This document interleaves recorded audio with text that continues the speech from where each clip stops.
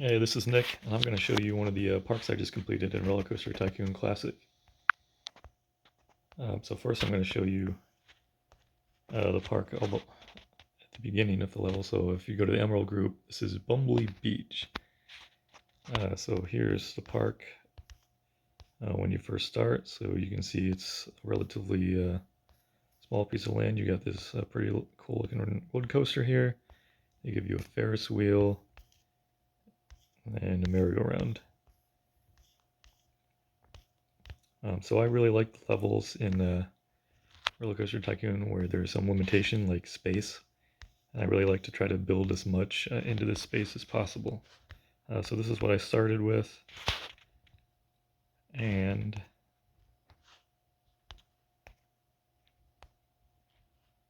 here is my park.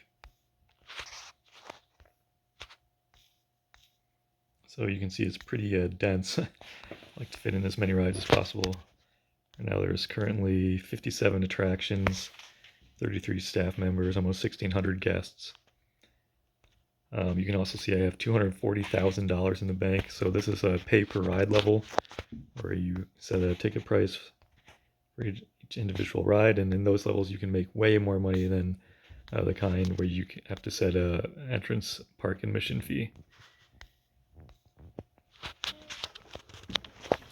So I'll just give you a little tour of the park here. So the original wooden roller coaster is still there. I moved the merry-go-round and the Ferris wheel to try to squeeze things in a little better. The first coaster that I added was this junior coaster here, this blue one. So the station is squeezed in the back here. The lift goes this way and it goes kind of around the wood coaster. The second one was this Ponytails steeplechase ride. It's the only coaster that I added that is not custom, just because it kind of fit nicely right in this little block right in the middle that I had. So that's the second coaster I added. As you can see, the line has been the same length all the way full queue since I built it, because this ride has a really low capacity, only 400 guests per hour. The next coasters I built, and probably the most challenging, was this dueling Virginia reel spinning coasters. So initially I was just going to put one coaster in here, but then I was like, I'll challenge myself. So I decided to make two. And the first time that I tested them out, they were way too intense. They were like 12 plus intensity. They were ultra extreme. So none of the peeps were going to ride them. So I had to like add these extra sections kind of outside of the area where I wanted to build it, just to burn off some more speed to lower the intensity level. And there's not really as many dueling points as I hoped, but they both kind of fit in here somehow.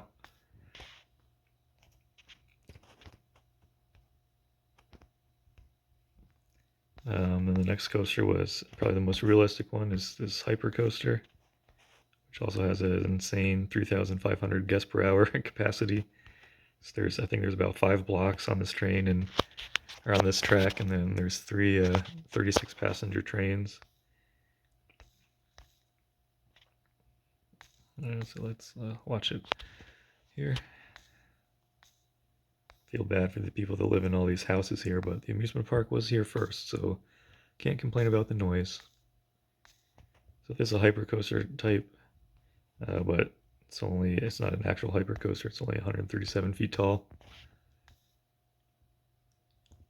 So it's just pretty standard out and back hypercoaster layout. So all these other rides were built later on.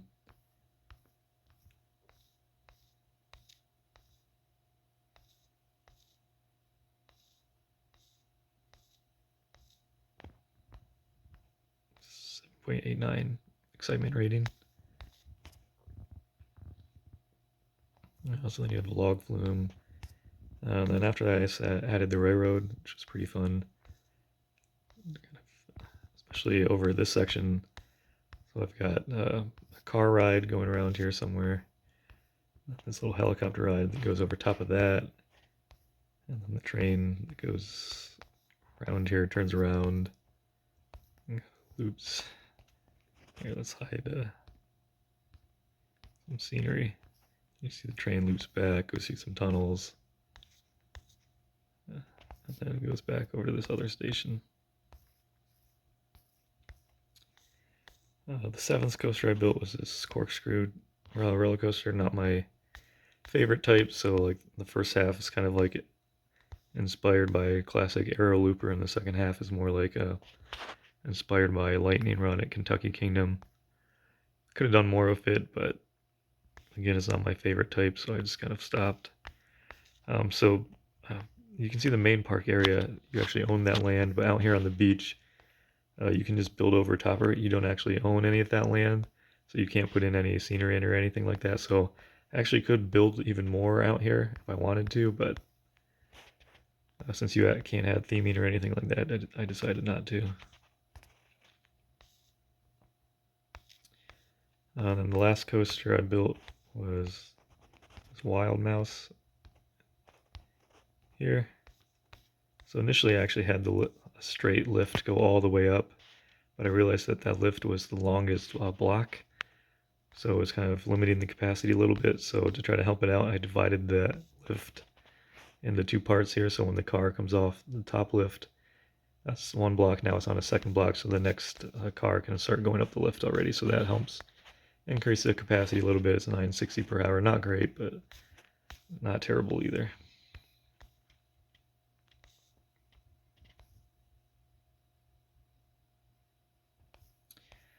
So there you have it. That's my park. Just wanted to show you around. If you want to see kind of more of these videos of me showing you parks and kind of sharing some of my RollerCoaster Tycoon tips and tricks with you, let me know in the comments. And thanks for watching.